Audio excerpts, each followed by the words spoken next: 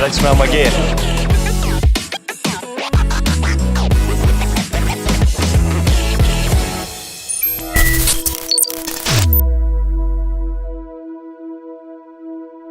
So we're talking away in 5 minutes with Chaz Davies at the ABR Festival here at Ragley Hall. We've had a good weekend, haven't we? Apart from getting a bit of sunburn. Yeah, you've copped it.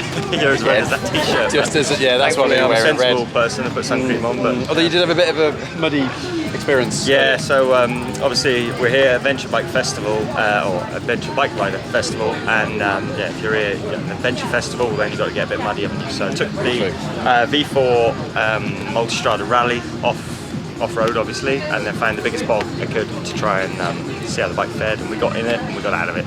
We're at Donington, aren't we, this weekend? We are. Working with us again at Eurosport. Yeah. What do you reckon? What do I reckon? So yeah, I think as we've seen, the form that Alvaro's on is pretty hard to touch at the minute, but as we know, Donington has not been the favourite circuit of Ducati in recent years. So Carlos Checa was the last win there on a Ducati. Can you believe it? Good start. No, I can believe it actually. Yeah, right. Yeah.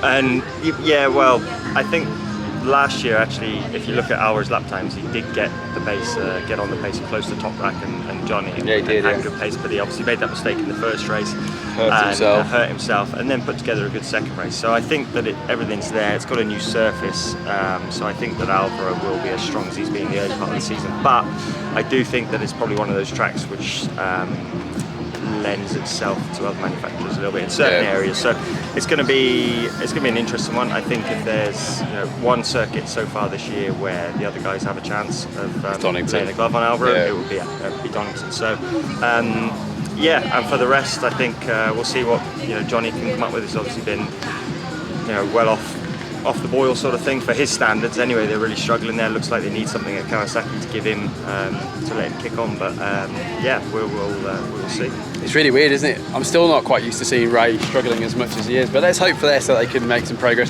Toprak won all 3 there last year, didn't he? And I think there's every chance he could do that again. And let's be honest, Chaz, he needs to, doesn't he? Yeah, well, he's the biggest. If he wants to mount a championship challenge, even though we're still pretty early in the season, but the writing's kind of on the wall. We're halfway through, actually, at the end of this weekend. So yeah, and it's already, a lot of people are talking about championships already, but you never know. So this is, if there needs to be a turnaround for somebody else, and Toprak's the closest challenger, then this is the weekend. Yeah, he has to make it happen to stand any chance, and if he doesn't, the writing is well and truly going to be on the wall. But yeah, hopefully, like I said, for Johnny's sake, he can be back up at the next, and whoever else. But yeah. We've got just over 2 minutes. Let's have a quick chat about silly season. No one knows for sure, do they? A lot of people pretend they know, and obviously we've got a bit of an indicator every now and again. Marc VDS and Ducati, by the sounds of it, for Sam Blows, I think might be the case there. There's a bit of a whisper about a Yamaha, but that'll be exciting if that happens. I would love to see that happen. Yeah. Obviously Sam's at the top of his game. He's come back from pretty serious injuries these last couple of years, and he's been winning Moto2 races this year against all these the next big things is against your Acostas and everybody. So Sam Blows would be a serious asset, I think, to the championship. So. Toprak's vacant Yamaha then. Yeah. Domi Agata's obviously an option. I don't think it will be the Remster Gardner because it's not gone as well as he wanted so far this year. Maybe in the future. Yeah. Gian Antonio's been mentioned. Franco Morbidelli's being mentioned. Anyone else? Well, not that I've heard. I'd like to see. I don't think it'll be Redding. I'd like to see Morbidelli. I think it'd be good to maybe something be good for the championship, but also nice to see him because he's a class act and a really serious talent. So somebody like Morbidelli, I think would be. Would the fact he's come through that paddock, with stock 6, help going back to Pirelli tyres in a road-related bike, or has it been too long, or will it have? Yeah, would it be a it's help? been a really long time for him, but there's something always in your DNA if you can remember, a little bit of memory from years ago that he'll remember a tiny bit of what it's like. But obviously, it will take a fair bit of adjusting for him. But he's a great motorbike rider, so it won't take him too long. Just before we go, because we've got 30 seconds, Chaz. Right, very quickly, BMW. Do you reckon Redding will stay? Do you want him to stay? Do you think he will? I don't know. I'm not going to answer this in 30 seconds, but hard to tell. I think you have to look at it from a lot of different angles. And if I was Scott, I'd be looking at the Toprak effect. So they've employed Toprak with big money. That shows intent. They showed this intent 2 years ago with Scott, and you would hope that intent would sort of filter through to an engineering level where they'd be able to improve the bike.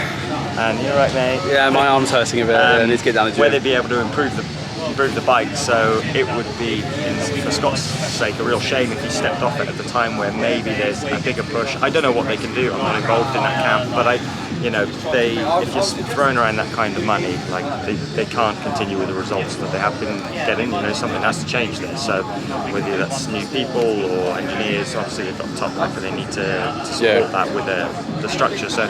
And on the other side, where can he go? Where's just going to say that realistic for him to go? Obviously, in terms of bank balance and things, he's probably on a decent contract at BMW. Not that really doesn't mean anything after 2 difficult years. You soon jump on a good bike for a lot less money, but you have to weigh it up. There aren't, looking outside of Ducati, you can't. You're turning your arms around, isn't it?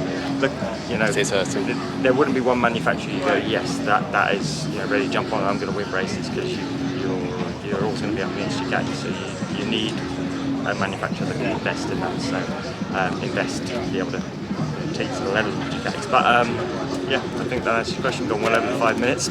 We've gone well over 5 minutes, so we might be talking about in 7 minutes. Very, very quickly, Ducati, is it fair to say it'll be Rinaldi or Budiger? Sorry, or maybe even both? I don't know. I think they're going to give Rinaldi a fair shot, as they've done already. But I think that Rinaldi's speed has never been in question. This year, I think he's made some mistakes and he's been a little bit unlucky at times. So I think that Michael, his speed's been there. Everybody can see it. He's riding very, very well. Unfortunately, he's always compared to his teammate, and his teammate's doing a phenomenal job, which I don't think many people in the world could do. True. So being compared to that is not easy, but he has been, he's been riding well this season with a good approach as well. So he is still going to be given some time to figure it out, and hopefully that he can get these strong run of results and podiums under his belt. And then, of course, there is Nicola Budiger, who deserves a promotion at this point. He's leading the Supersport Championship, and hopefully he can wrap that up. We'll see. Gone well over. But we'll be there over the weekend. You're joining us then Saturday, Sunday? Yeah.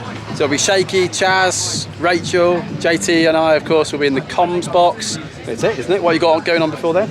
Going to Germany tonight in about 3 hours. Yeah. Oh, you're going to go then? What are you going to Germany for? For Ducati riding experience. So over there coaching for a couple of days and then back to Donington. So flat out. Just absolutely non-stop. Yeah, right, there you go then. Go on, get lost.